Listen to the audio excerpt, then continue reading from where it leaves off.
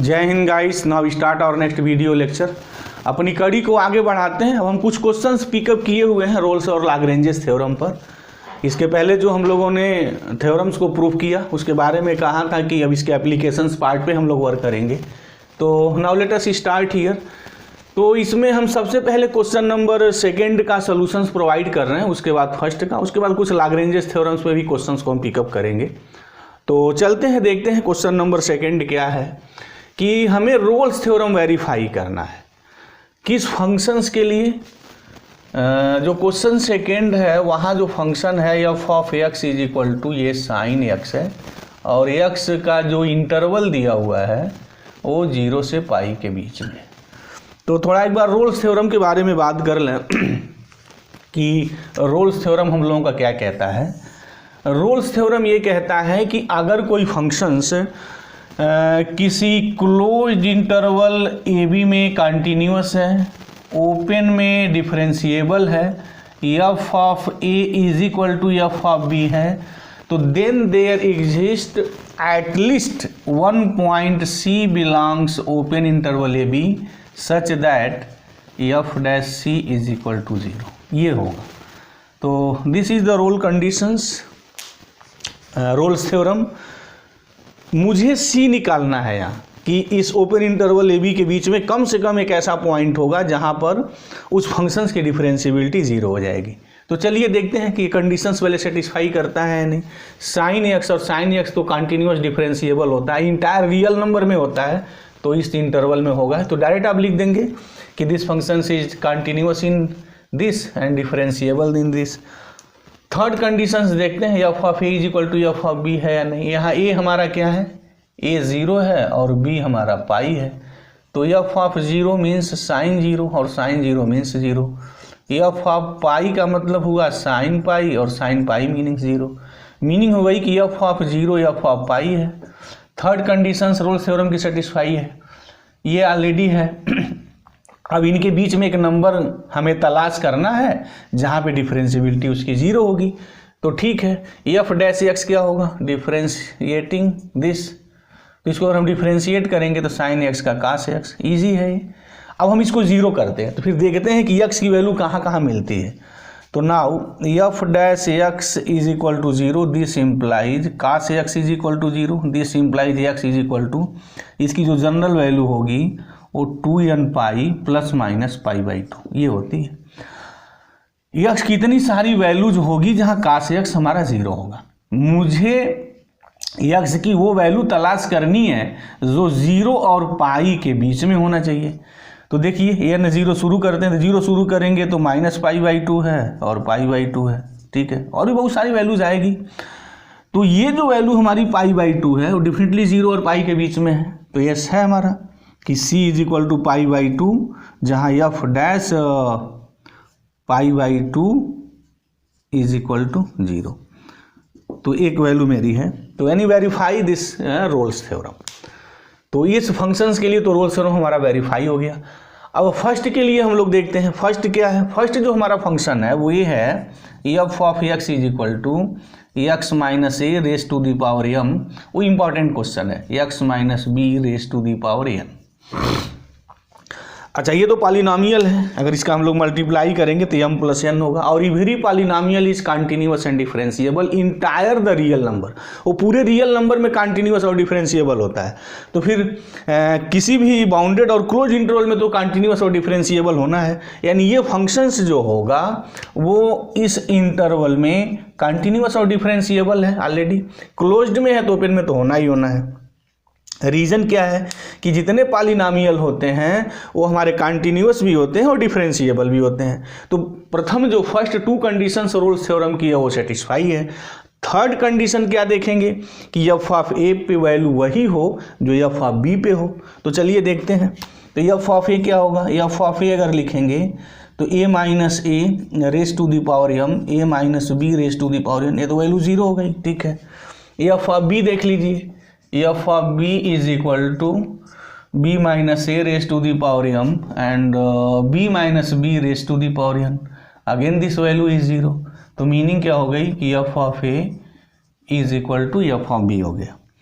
तो तीनों कंडीशंस जो रोल्स थ्योरम की वो सेटिस्फाई हो गई। अब मुझे प्रूफ क्या करना है, मुझे प्रूफ ये करना होगा कि ए बी के बीच में एक नंबर सी ऐसा होगा जहां पर F dash C is equal to 0 होगा। ठीक है, तो चलिए, तो सबसे पहले हम क्या करेंगे, एफ डैश एक्स निकालेंगे, इसको डिफरेंशिएट करते हैं। तो now F dash X is equal to product of two functions का फार्मूला लगा दीजिए, X minus A raise to the power M into N X minus B raise to the power N minus 1 plus X minus B as it is into M और X minus A raise to the power M minus 1। अब यहाँ से अगर हम common करना चाहें तो common जो है X minus A raise to the power M minus 1 X minus B raise to the power N minus 1, क्या बचेगा, यहाँ जो मेरा बचेगा वो एन एक्स माइनस ए बचेगा और प्लस यहाँ एम और हमारा जो है वो एक्स माइनस बी बचेगा हमारा, राइट, क्योंकि ये तो हमने कॉमन ही ले लिया है। अब F dash X is equal to 0 कर रहे हैं, तो F dash X is equal to 0, this implies क्या है, इंडिकेट करेगा कि X minus A raise to the power M minus 1 X minus B raise to the power N minus 1 N X minus A plus M X minus B is equal to 0। ये 0 है तो इसकी meaning ये होगी कि ये 0 होगा और ये 0 होगा। This means X minus A raise to the power M minus 1 X minus B raise to the power N minus 1 0 or N X minus A plus M X minus B is equal to 0। अच्छा, ये product 0 तो इसकी meaning यहाँ से x is equal to A आएगी और x is equal to B आएगा, तो ठीक है, x is equal to A पर x is equal to B पर वैल्यू 0 हो जाएगी। अब r के साथ देखते हैं ये क्या हमारा देता है, तो ये हो गया एन एक्स, ये हो गया एम एक्स, अगर x कॉमन कर लें तो यहाँ हो गया एम प्लस एन, ये उधर अगर चला जाए तो ये हो जाएगा A N plus M B. ठीक है जी, this implies x is equal to N A plus M B upon M plus N. ठीक है, ये बात हो गई। और दूसरी बात, जब हम लोग इसको सॉल्व करेंगे तो वो क्या आएगा, x is equal to A आएगा, x is equal to B आएगा, यानी x की इतनी वैल्यूज होगी जहां पर f डैश एक्स 0 है। This is the clear here, यानी f dash X is equal to 0 करने पर कौन कौन सी x की वैल्यू मिली है, ये वैल्यू मिली है x की, या यूं कहें दूसरे लैंग्वेज में कि x वो वैल्यू है, यानी x की इस वैल्यूज पे f डैश एक्स 0 है, तो मुझे तलाश करना है c, यानी f डैश c 0 होना चाहिए और c जो ओपन इंटरवल में होना चाहिए। तो ये तो a और b इंड पॉइंट्स पे, ये तो बात बनी नहीं, ये तो रोल्स थ्योरम सेटिस्फाई हुआ नहीं, क्योंकि रोल्स थ्योरम सेटिस्फाई तब होगा कि x के उस पॉइंट वो x जो है a b के बीच में मिलना चाहिए जहाँ पर उसकी डिफरेंशिएबिलिटी 0 हो, तो ये और ये नहीं होगा, यानी ये और ये कट जाएगा, राइट। इसको देखते हैं तो कहाँ होगा, ओहो, ये जो है जब हम लोग 9th-10th में पढ़ते हैं कि वो इंटरनल जो डिवीज़न वाला पार्ट्स, जैसे कि अगर ये कोई लाइन हमारी ए बी है और ये कोई पॉइंट बी है, इसको इंटरनली एम रेशियो एन में डिवाइड करता है, तो क्या फार्मूला होता था भाई, वो M X plus N Y upon या M X 1 plus N X 2 upon M plus N, ये फार्मूला मेरा होता था। M X 1 M X 2 plus N X 1 upon M plus N, वो इसको इंटरनल जो है डिवाइड करता था। अगर M is equal to N अगर वहाँ ले लेते थे तो फिर कितना आ जाता था, वो एक्स 1 प्लस एक्स 2 बाई 2 आ जाता था। M is equal to N अगर ले लें तो क्या आ जाएगा, सॉल्व करने पर एक्स 1 प्लस एक्स 2 बाई 2, और इसकी मीनिंग ये होती है कि इसको ये बाइसेक्ट करेगा। तो क्या मतलब हो गया कि अगर M X 2 plus N X 1 upon M plus 1 है तो वो पॉइंट इस लाइन को एम रेशियो एन में इंटरनली डिवाइड करता है। तो ये क्या है, N A plus M B upon M plus N. तो ए बी जो हमारा जो इंटरवल बना, ये जो इंटरवल हमारा ए बी है, ये जो नंबर होगा वो कहाँ होगा, एक ऐसा पॉइंट यहाँ होगा जिसको एम रेशियो एन में हमारा डिवाइड करेगा, और वो पॉइंट जो होगा वो इंटरनली होगा बाय दिस कंसेप्ट। तो मुझे यही चाहिए कि सी जो होगा न ए हो न बी हो, इनके बीच में हो। तो यस दिस नंबर एक्स, यानी ये मैं यूँ लिख सकता हूँ कि N A plus M B upon M plus N belongs to the open interval A B. तो this verify the what Rolle's theorem. तो मुझे उम्मीद है कि ये क्वेश्चंस बिल्कुल क्लियर हो गया होगा। तो ऐसे इस क्वेश्चंस को हम लोग टैकल करते हैं। और क्वेश्चन सेकंड थोड़ा इंपॉर्टेंट भी है। इंपॉर्टेंट इसलिए है कि थोड़ी वो बातों आती है कि N A plus M B upon M plus N, वो कॉन्सेप्ट आता है कि जो इंटरनली जो बाइसेक्ट करने वाला है उसको थोड़ा आप ध्यान दीजिए कि वो जो होता था M X two plus N X one or M X one plus N X two upon M plus one,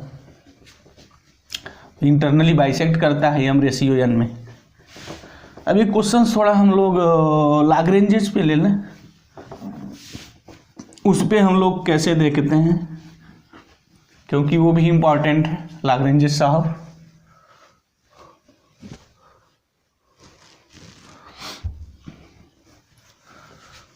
लाग्रेंजेस theorem जो है वो मोर जनरल केस है वो, और हमने प्रूव किया था इसके पहले के वीडियो लेक्चर्स में कि Rolle's theorem is the particular case of the what Lagrange's theorem.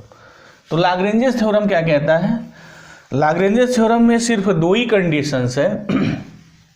Condition ये है कि अगर आपके पास कोई फंक्शन से एफ ऑफ एक्स है, एफ ऑफ एक्स भी ए फंक्शन हियर, और ये फंक्शन से क्लोज इंटरवल ए बी में कंटिन्यूअस है, ओपन इंटरवल में डिफरेंशिएबल है, तो एटलीस्ट एक number C open interval A B में ऐसा होगा कि F dash C is equal to F of B minus F of A upon B minus A, ये होता है।